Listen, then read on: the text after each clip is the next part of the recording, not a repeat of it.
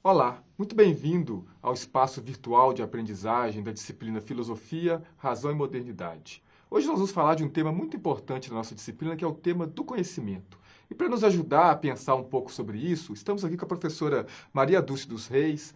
A professora Maria Dulce é formada em filosofia e tem doutorado em filosofia pela UFMG e é professora aqui da PUC Minas, do Departamento de Filosofia e de outros cursos também da universidade.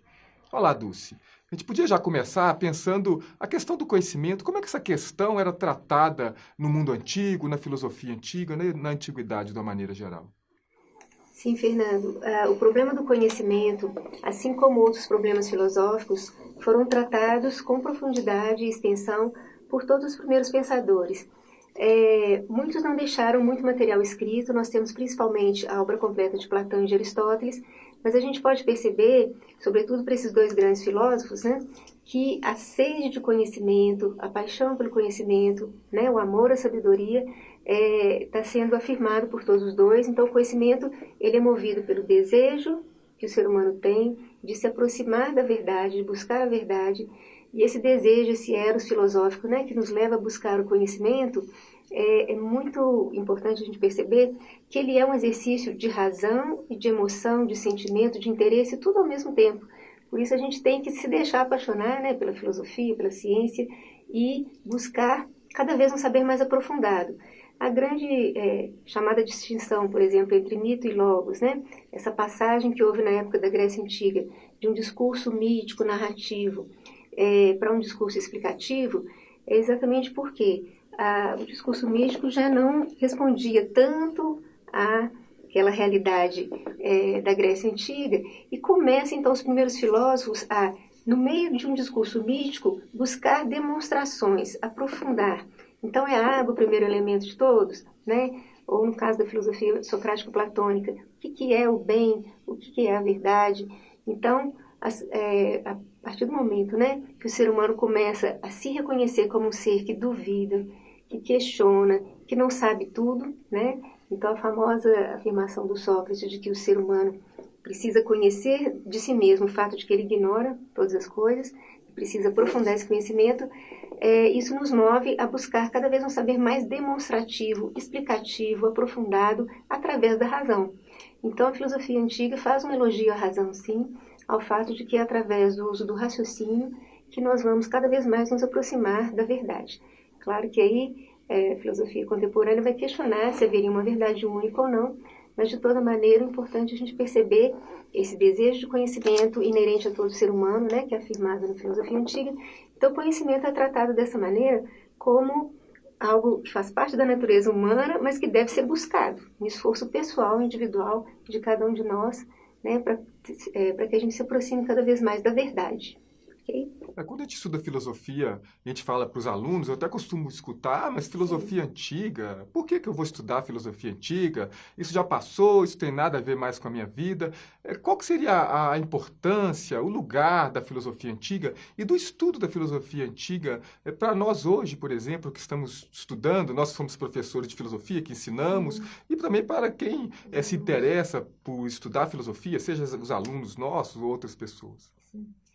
Olha, o estudo da filosofia antiga, na minha opinião, ele é muito significativo, muito importante para nós, não só porque é o nosso passado, mas principalmente, para usar palavras de um professor da UFMG, Jacinto Brandão, porque nós somos o futuro deles. O nosso modo de pensar é um modo de pensar semelhante ao dos gregos antigos e que, na verdade, nasce com o surgimento da filosofia na Grécia Antiga.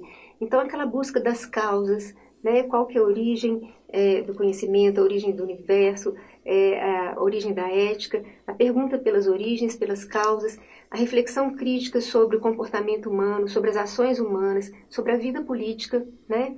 Esse conjunto de reflexões que eles fizeram, o conteúdo deles continua válido até os dias atuais, porque o saber filosófico, a gente sabe, não é como o saber científico moderno, em que uma teoria ela pode eliminar a anterior, né, substituí-la, e assim por diante.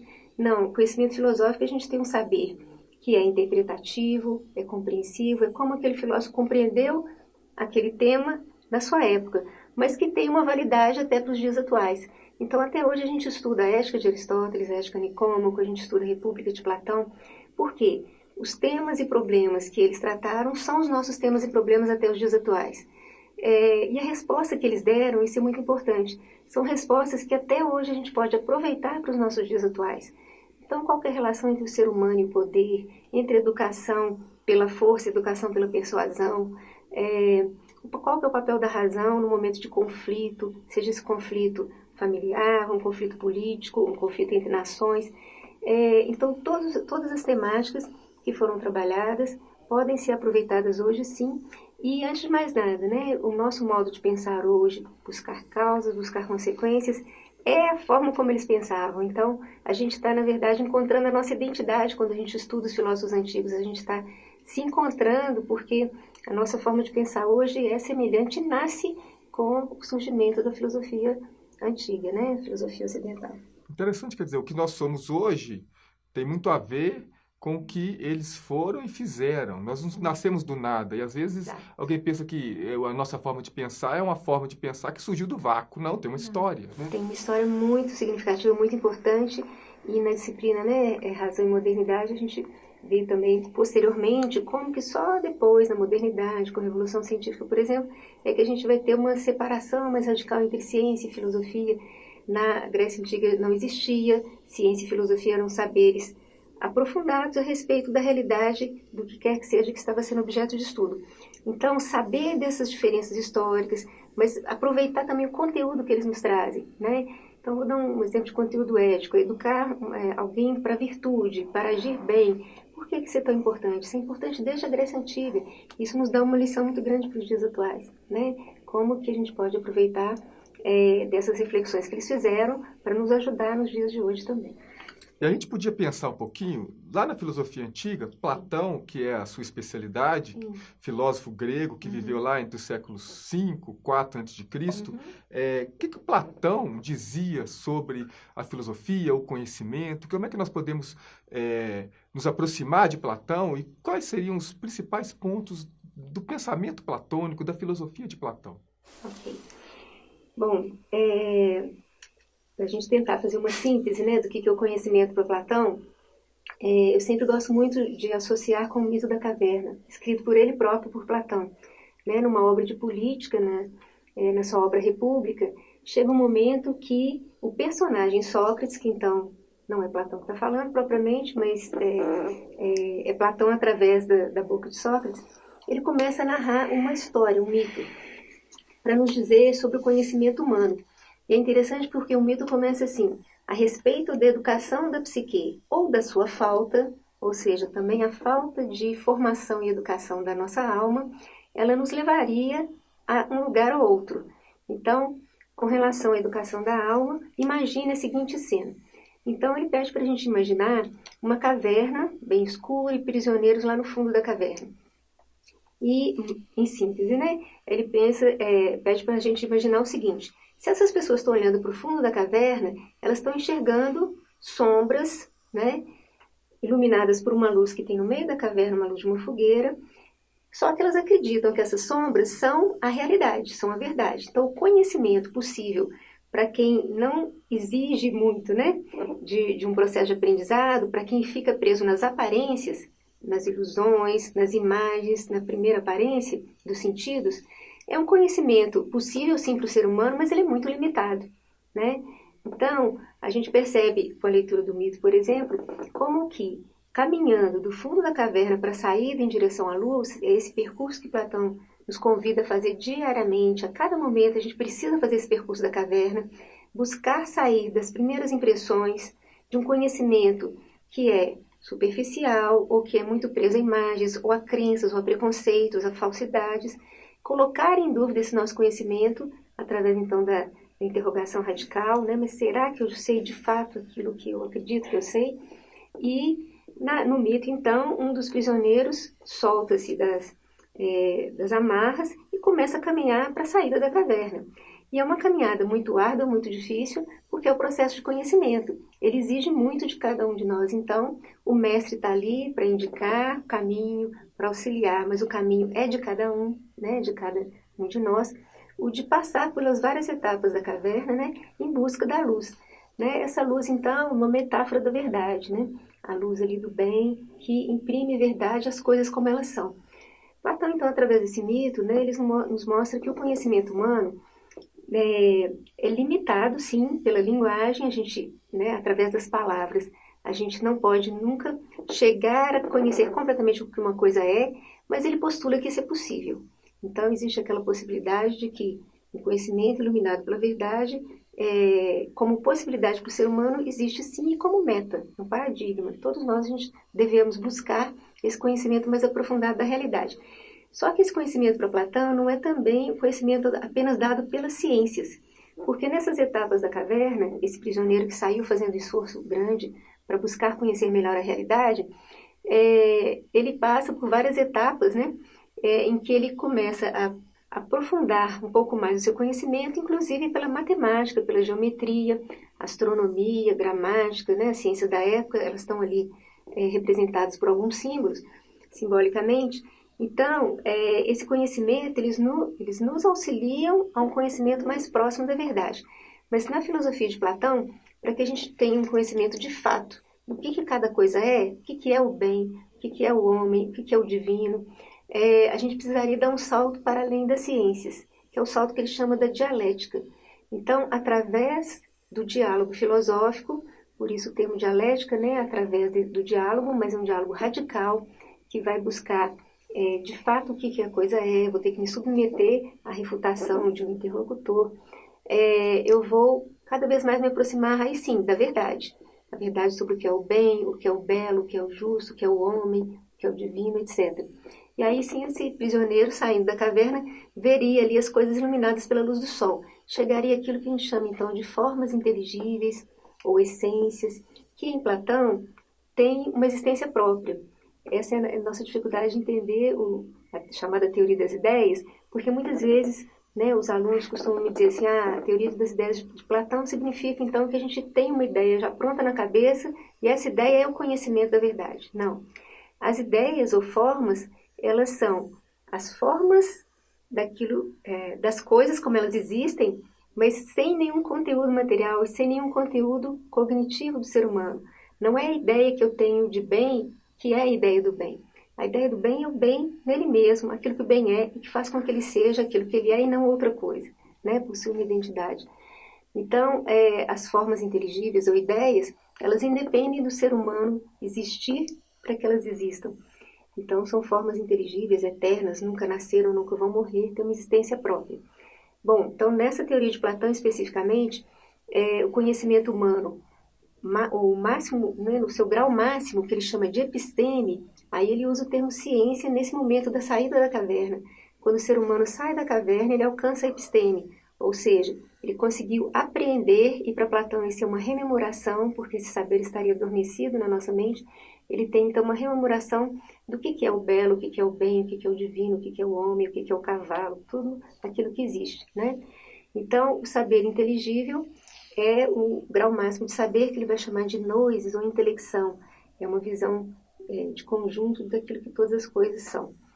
Bom, quanto mais conhecimento eu adquiro, então, quanto mais próximo da luz da verdade, melhor eu vou agir. Isso é um passo muito importante do mito da caverna, porque o conhecimento para Platão, então, ele é necessário para que eu possa agir bem na vida prática, na vida profissional, na vida pessoal, na vida política. Porque quanto mais sabedoria, melhor eu vou agir. Quanto mais ignorância, ou não saber, ou acreditar que eu sei aquilo que eu não sei, mais eu vou agir de forma equivocada, né? Movida por interesses, preconceitos, impulsos, né? Ou ideias falsas. Então, Platão tem uma grande preocupação, que me parece, na sua obra, com a educação da criança e do jovem, né? É muito rigoroso com relação a isso, e nesse sentido muito criticado também, porque ele diz que a gente precisa cuidar muito bem da educação da criança e do jovem, selecionando até o que você vai ensinar, né?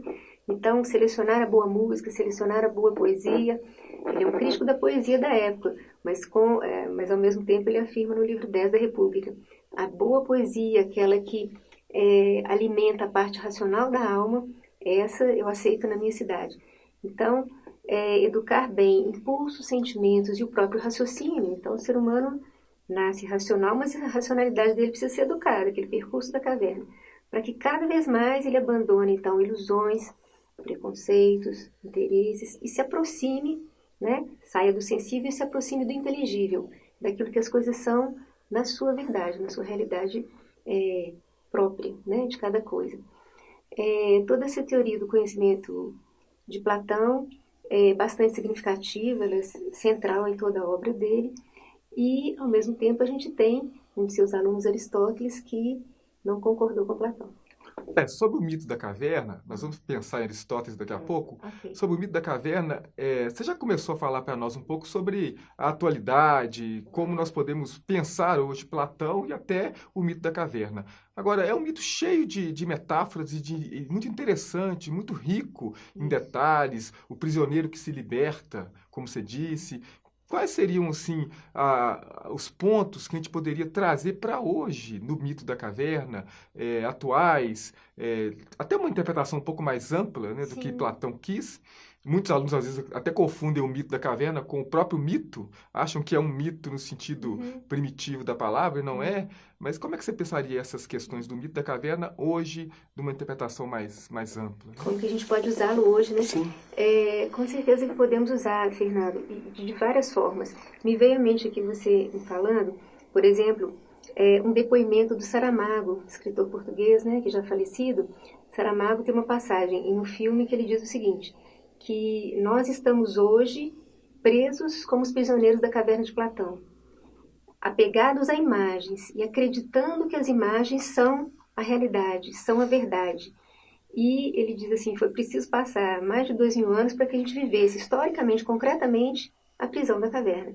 Então, para ele, o momento contemporâneo, em meio a tantas virtudes, né? A gente não pode desconsiderar as virtudes da ciência, da tecnologia, né, do desenvolvimento político, etc. Mas a gente precisa tomar muito cuidado com as prisões nossas de cada dia.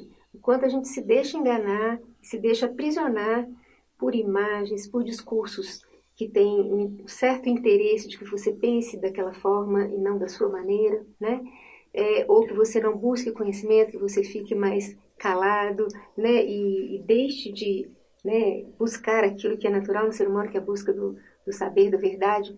Então, o Saramago chama atenção para isso. A gente está muito apegado a muita informação, muita imagem, inclusive muita informação em termos até científicos. E a gente precisa cada vez mais discernir. Isso é muito importante para Platão também. Ele chama de educar a capacidade, por exemplo, de direcionar o olhar para o caminho de busca da verdade. Então, é selecionar mesmo o que eu vou ver, o que eu vou ouvir, o que essa informação está me trazendo, ser capaz de fazer uma reflexão crítica sobre aquilo que nos é dado. E esse exercício de reflexão crítica, ele é fundamental para que eu, de fato, possa, ao invés de aderir a ideias, a impressões, avaliar o que elas têm de verdadeiro ou não, o que elas podem me acrescentar para que eu possa cada vez mais sair da caverna em direção à luz ali, né? Ter um saber cada vez mais aprofundado, para que eu possa agir melhor também. Agora, esse prisioneiro que sai, depois ele volta para a caverna, né, Dulce? Sim. Essa volta, esse retorno, Fernando, na minha opinião, é o momento em que Platão nos diz que uma alma educada, então, pela filosofia, não só pelas ciências, mas também por aquilo que ele chama de dialética, ou esse debate filosófico que a gente está fazendo aqui, uma alma que se submete à reflexão, à dúvida e que busca aprofundar pelo diálogo cada tema. Essa alma, ela sim, vai ter sabedoria suficiente para retornar, então, o retorno ao meio da caverna, à vida política, né, no caso é um diálogo político-república, o retorno à vida da cidade, à vida política, é fundamental, porque para Platão não adianta você só contemplar a verdade, você precisa aplicar isso, né? Não adianta só você acreditar que é virtuoso, por exemplo, você precisa de fato, se é virtuoso, se adquiriu a sabedoria, o discernimento, a prudência, você aplicar isso na realidade, na vida prática, ou na vida como cidadão, no caso ali da vida política da República.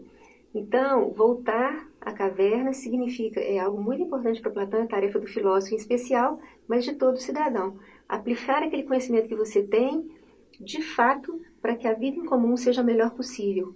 Então, essa meta, essa finalidade ética do conhecimento, da busca do conhecimento para Platão é muito importante.